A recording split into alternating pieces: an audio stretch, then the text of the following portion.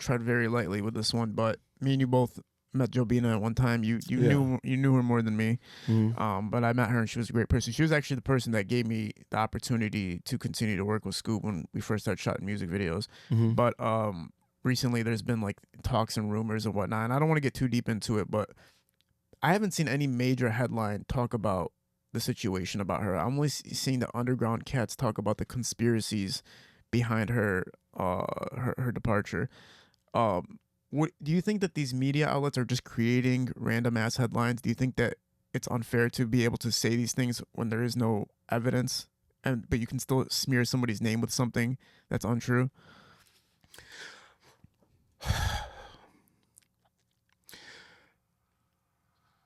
So let me answer that question this way. The world of YouTube, the YouTube streets, as we affectionately refer to it as, there are a lot of players in the YouTube streets. And different players have different strategies. They have different methods of how they choose to do what they do. And but we also have a segment of people who play in the YouTube streets or travel or traverse the YouTube streets. We have a segment of people who actually fancy themselves as investigative journalists, and their intentions are as clear as what they say them or what they say they are. They are people trying to find as many clues to criminal activity or perceived criminal activity as they possibly can. The people like the Poetic Flacos, the Wack 100s, the Looze Cannon bitch ass, the Brick Baby bitch ass, the Seti Nashes, all of these investigative journalist motherfuckers, they are taking this shit too far. Just say you're the police. Just say you're trying to aid and assist law enforcement to get a motherfucker knocked down. And when you talk about the whole Tee Grizzley situation, I came out and I said something to those guys Seen you. because it was necessary. And I wanted to ask the question because I thought with Wack 100, Looze Cannon, Brick Baby, Christopher Soft Ass Lovejoy, Big 600, I thought that the whole Exposures Camp Wack crew, his Clubhouse and YouTube crew, they have taken the YouTube streets and turned it into a tool. They are the modern day hip hop police. And I said something to them because as a Detroiter, I feel like it was unfair how they were trying to connect the dots. Just because something may appear to look like something, that don't mean what it is. You don't believe me? How many exonerees have you interviewed? Shit. Several.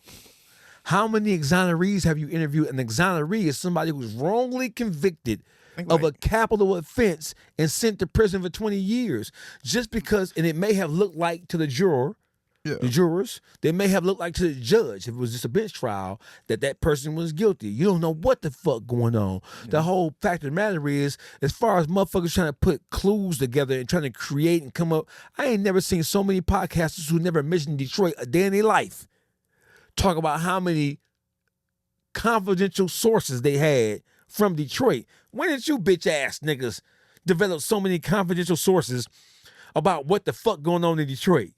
All of a sudden, something is newsworthy. All these bitch ass motherfuckers got confidential sources who they can't name. Get your bitch ass out of here. They all the police. They need to be slapped down to the ground. It is kind of wild, man. These people are talking about real life cases and shit and trying to like. They don't give a fuck, man. I would just, bro. If I was a rapper on that level and somebody made those claims against me, bro, you would not be alive, bro. I'll tell you that right now. Well, I mean, you know what I'm saying? Like, fuck all that. Figuratively speaking, of course, we get it. But the whole thing is, man, I was critical of the Seti Nashes and the Poetic Flacos. Then Wack 100, he didn't want to jump in because Wack 100 got family here in the city of Detroit, and he didn't know how it was going to play out because we now know that his family here are members of law enforcement, and then we know who their families are. So he didn't want to touch it. Why are people still listening to podcasters that are literally like helping aid police? Because motherfuckers are police. They don't give a fuck. They want to be entertained. Listen, that shit with Wack 100 was all entertaining until it wasn't entertaining. Yeah. It was all fun and games until it wasn't. Until Big U got indicted, and then you understood that Wack 100 was really Wack 100 played the role of prosecutor. And the Loose Cannons and the Brick Babies and all them other goofy ass stupid motherfuckers, he walked them into providing substantive evidence against Big U. What did you do? Oh, Big U was out in the parking lot, but he told us to squeeze Meek Mills, grab him up, hold him, call Rick Ross, say, if you don't give us some money, then we're gonna find him in the trunk. Oh, Looze Cannon had us, they were interviewing people. Yeah. Oh, that's just podcasting. No, it's not just podcasting. Wack 100 intentionally went and found these stupid motherfuckers who had fell out of favor or were disgruntled Big U former employees or henchmen, and he convinced them, these gangbangers, bro. These are Crips and Bloods. He convinced them that talking about crimes that they were a part of was appropriate. And that's why you see Looze Cannon and Brick Baby sitting in a federal holding facility indicted with Big U, because most of the shit they talking about, they participated in. Man. You ain't never seen no shit like that. That shit is Freudian. He is a mad scientist when it comes to tricking an undereducated, underdeveloped, simple-minded nincompoop into telling on their motherfucking self. Yeah, it's pretty fucking insane, dude. Not gonna lie. It's crazy to see it come to this. Podcasting world is becoming its own. You just gotta pick and choose like everything itself. Else. Yeah. But I told you, we talked about this many times. Yeah. People didn't listen. YouTube and the podcasters, people underestimate the power of YouTube, and people think that YouTube and Instagram and social media is the same shit. It's not. YouTube is an entirely different beef. You can't. Motherfuckers try to shut me down. Try to shut you down. Yeah. Charleston White is one of the most explosive, lightning rod / polarizing figures that we have in the urban hip hop entertainment media type thingy.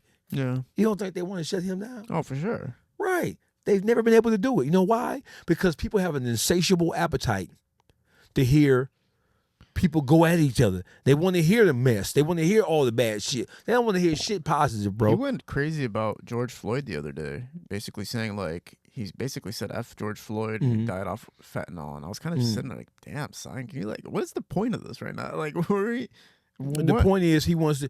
So whenever he's not being mentioned in the algorithm, whenever he's not popping, whenever he's not trending in the algorithm, he looks for topics, or he looks for people who have fame or infamy, and he attacks them in order to raise his level of, in order to raise people's level of interest in him, so they can in turn hear what it is he has to say. Because don't forget, this whole thing has been, the whole YouTube space has been driven by views, clicks, and likes.